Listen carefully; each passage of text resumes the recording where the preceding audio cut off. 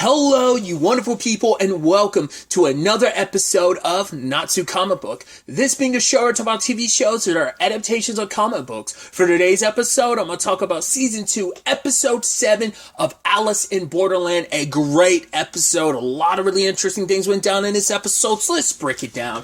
This is a brutal episode. Once again, just that situation of things kind of coming down to the wire. But that opening, so it turns out the person was Naragi. The reason why I didn't think it was last episode, I was like, oh, if it was Naragi, they would have shown him. But it's like, well, it makes sense. He's the only haphazard person we'd see kind of walking around at this point in time.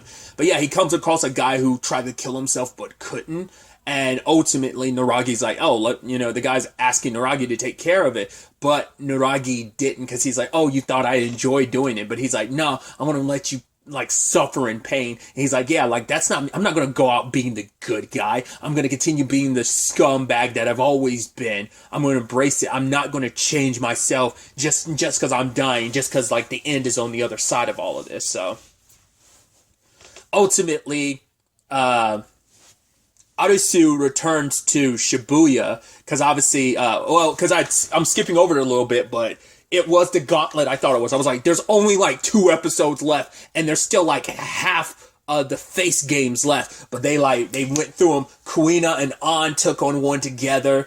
We saw 7, that was 7. And then we saw 8, 9, 10. I'm like, yo, and those all get resolved. I'm like, because it was interesting too, because Kuina and An were the only ones that we recognized in one of those games. The others were just other people. It wasn't like Chishia or anything like that. But when it's all said and done, which I'm also curious manga-wise, whether those games were as boom, boom, boom, boom in the manga, or is that something they just did for the sake of the TV show?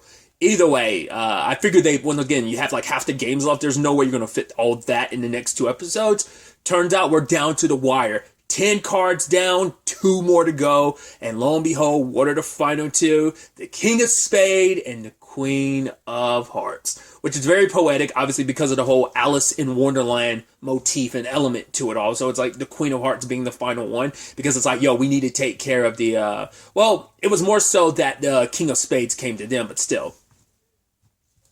Nevertheless, Arisu ends up running into Chishia at Shibuya, which I'm like, well, this is where they were at the beginning of the season, so it feels befitting that they be... I believe that's where they were at the beginning of the season, but also, that's where they were at the beginning of the series, when, Arisu and Karube and Chota entered the game, it was in Shibuya, so it's it's all coming full circle yet again. This is where the season started, this is where the season ended, and then this is where the season started again, and this is where it's ended. It's very poetic that this would be the end-all, be-all. And Chishia is like, right, I figured out of anyone you would be the one, I figured you'd be the one to survive. He's like, Chishia, it seems like you changed. He's like, really? It's like, yeah, you seem more mellow. He's like, me, mellower? He's like, yeah, I've gone through a lot. And I said this last episode, I do believe that game against Kazuryu had a profound effect on him. And once again, I said, for the first time in the entire series, that mask slipped that he kept up such a strong front with. So, but before he could do anything, Naragi pops up and he's like, right, the 3 of us together, it's it's almost fit to be us 3 oddballs not fitting in this world. And it's fitting in the original world. So it's right, let's kind of end this here and now. You want to act like I'm the bad guy, but at the end of the day, he's like, he even says later on, don't even for mistake call me evil. Because if there were 7 billion of me, you'd be the evil. He's like, I'm only the scumbag, I'm only the evil guy because of the normality of what the world is. If there were more of me out there, you'd be the apparition, you know? And he's like, yeah, let's kind of do this a 3-way battle. And even Chishia is like, right, this is your opportunity to kind of get revenge against me, Arisu. And he's like, right, you guys are talking about togetherness and stuff like that. But all that you think just because you've lost some people along the way. And Arisu thinks about Karube and Chota dying in the 3rd game, in episode 3.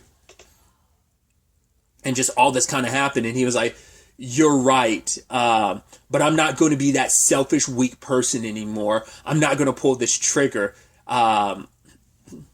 because I think all that he ended up saying resonated with Chichiya, where it's just like, right, I have been someone that has been so self-centered in the past, but I'm not going to be that person. I'm not going to be that selfish, weak person anymore. I'm going to keep going, and I'm not going to, be so quick to like let others die for my own sake. And it did seem like it got into the argument that, well, cool, you had to like screw up the vibe, but then Usagi shows up and he's like, there's always you. If I remove you from the board, then it could be the three of us spiraling again. And Chichiya having changed, which Chichiya before him would have never sacrificed himself for someone else. And in that moment, he did. He protected Usagi, and Arisu shot Naragi. I was hoping, like, please don't let him be dead, because I want him to see what Chichiya did, which turns out he's not dead either.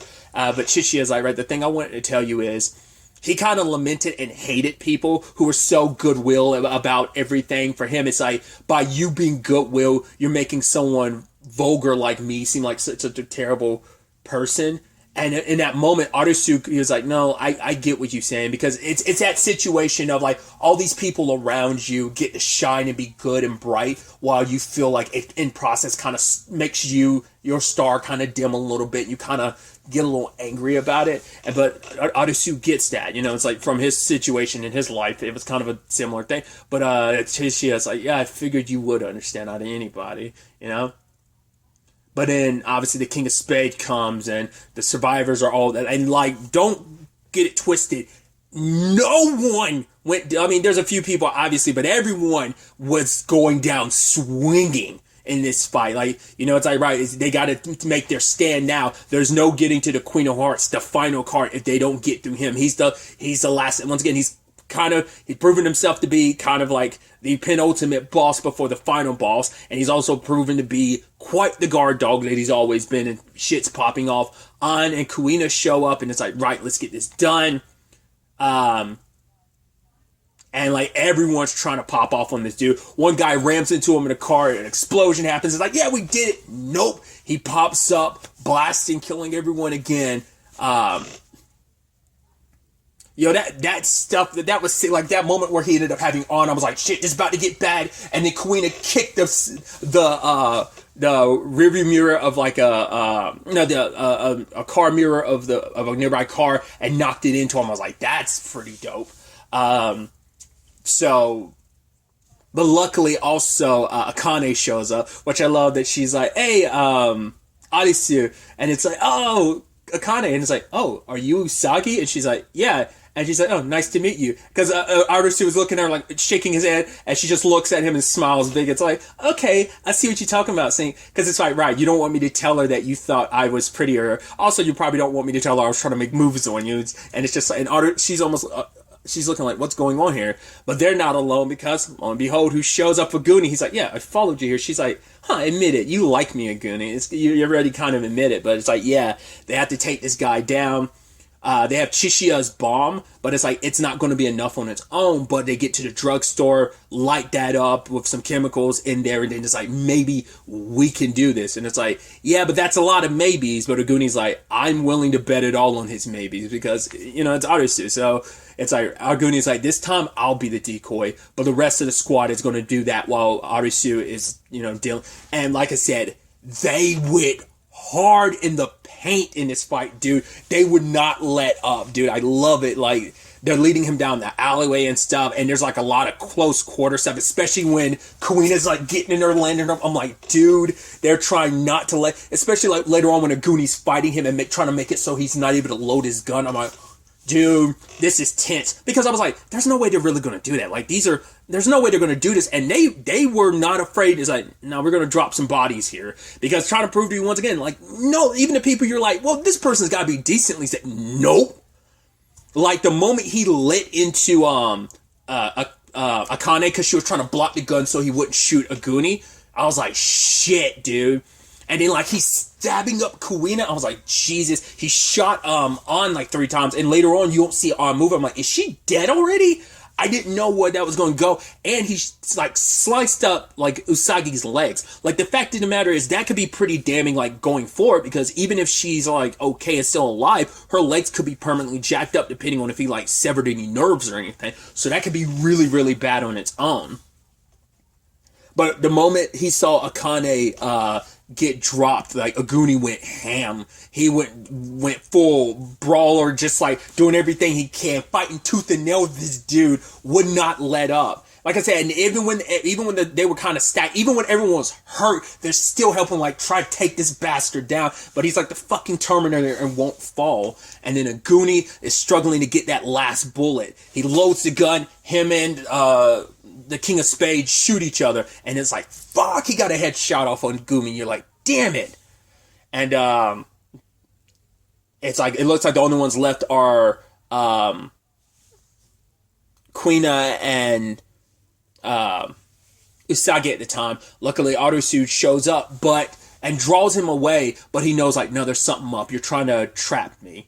Luckily, Aguni was there, and it's like, no, go ahead and throw the bomb, but it's like, nah, let's get out of here, Aguni. They both jump out, and he's like, throw it. He throws it, Aguni shoots it, and pop.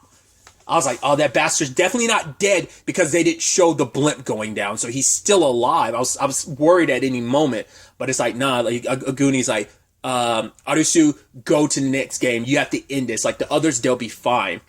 And Aguni had his moment at the end with I was about to say, like, are we not going to get it? I mean, to be fair, we didn't really get much backstory on Queen. God, I forgot, like, the Queen from the chess / shogi game. Like, we never got background on her necessarily. So I was like, are we not going? But the last minute we see, I don't know if that's something from a previous game or whether that was from like the real world, like it was war or whatever. But he ended up killing his buddy because he's like, right, I'm sorry. It was the only way I knew how to save you. And Aguni, I think, being on the opposite end of that situation, not that direct situation, but wanting forgiveness, he kind of gave it to him at the end, being like, I never blamed you. I guess trying to ease his heart, being like, right, because at the end of the day, you are someone that's just, you're doing your job, you're doing what you need to survive. It's not like you're 100% a bad guy. You're just doing what your job is. This is your role in this, you know? So it's interesting, though, because this did a really, like, the only one I'm not too sympathetic for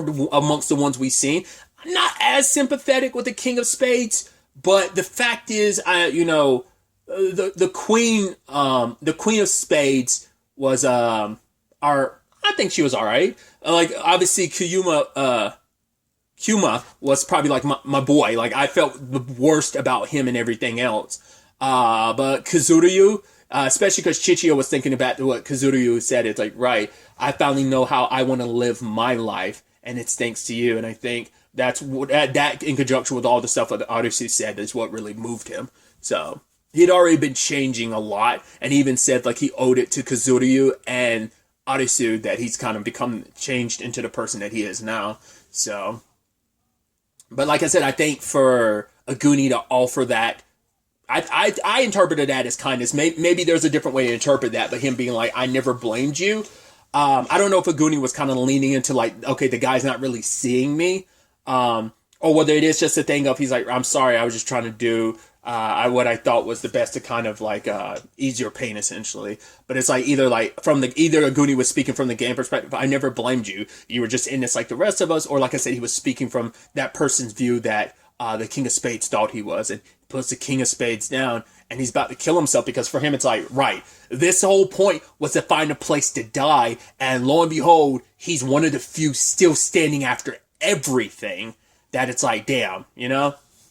But in that moment too, I think this is almost an interesting parallel to the heart game from the witch situation, where it's like, right, everyone kind of was like against each other, and like Aguni and the others were killing people, throwing them in the fire. Once again, this was a situation where everyone was working together. Everyone was trying to do what they can. It's like, right, I'm gonna try and do it, but like a lot of people died. Like there was that trio that had like the car hood that they were using as a shield, but they still got lit up. Like it's stuff like that where like no people were getting hurt and still kept fighting, you know? And I think that kind of speaks volumes about that human tenacity. But ultimately, before Aguni could kill himself, Hatter shows up, and it's like, why are you here? He's like, it's not you. He's like, I keep coming to you because I want to ask for forgiveness, because I'm the one that forced my buddy into such a shitty role. And so he's like, I'm sorry. And he just pats him on the arm and tells him, makes him put the gun down. And he's like, take care of yourself, you know? It's like, you're the everything you did was you were born from the monster I made you into. You were not that person before I made you into it. And Hatter himself became crazy, and so it had a trickle effect. It's like, maybe none of that would have happened if I hadn't made you into the monster, if I hadn't put you in such a shitty role. In that moment, like, a Goonie, like, lays down, and then there's, like, Akane crawling, being like a Goonie, and I think she finally dies there. And An's luckily still, well, alive for the now, but it's like, man, it's like we were so close to the end. And An's like, if we ever meet again, let's be friends. And then she dies. And we don't know if Kuina's like badly hurt. She's in pain, and obviously she can't move, but we don't know what's going on that front. Obviously, Usagi, her legs are messed up, and it's like, right, it's time for the final game. If you want to participate, it's now or never. So we see Arisu drag her along. We see Chishiya and Naragi are still alive, and they make their way. It seems like they're the only ones. I don't know whether, like, literally everyone else in this game is dead. Like, everyone else is already dead, or they're not close enough to participate in this game. Like, I don't know if that's everyone, because there still could be so many people out there. It's sad too, because like An and Kuina had that moment, like, before that game they participated in. Before this, they had said that they both were kind of thinking it would have been easier to die, but they found their hope again. It's like, no, we're going to keep going. So close to the end goal. And with that, Arisu and Usagi make their way. And it's like, the entire way up there, I'm like, it has to be Mira. She has to be the Queen of Hearts, because of course. And when they get up there to the building, it's like this, like, almost beautiful-esque garden and stuff. And obviously, Arisu is like, yeah, if it comes down to, like, one of the players in this heart game has to kill the other, I'll do whatever it takes to protect you. Because in the first heart game, he was so, like, self-preservation like everyone else was, but his friends, they sacrificed themselves to keep him going. And obviously the heart game played out the way it did at the beach. So there's no telling how this heart game is going to play out, what the whole situation is going to be in this. But lo and behold, there she is, the Queen of Hearts herself, Mira, waiting for them at the end. I do love Usagi's line really quickly of being like, of course you would say that just so you could sound cool. And there she is waiting for him. It's like, here we are in the final game. And you're like, is this actually the final game? Or is this like going to be the final game for the face cards, and then some new bullshit is going to start? Or is things going to start over? We won't know until we reach the end. It is the season finale next, and it's going to be so fascinating to see how this will end. Like, will Usagi survive this? What about Chishiya, Naragi, Aguni, Kuina? Like, is anyone else going to show up at the last minute? What answers is Arisu potentially going to get at the end of all of this? What was this all about? What's the meaning behind all of this? We'll ultimately have to wait and see how this all plays out. But really, that's all I wanted to talk about. So the next time we meet, be happy, be safe, live life to the fullest, and enjoy it. Good day, and goodbye.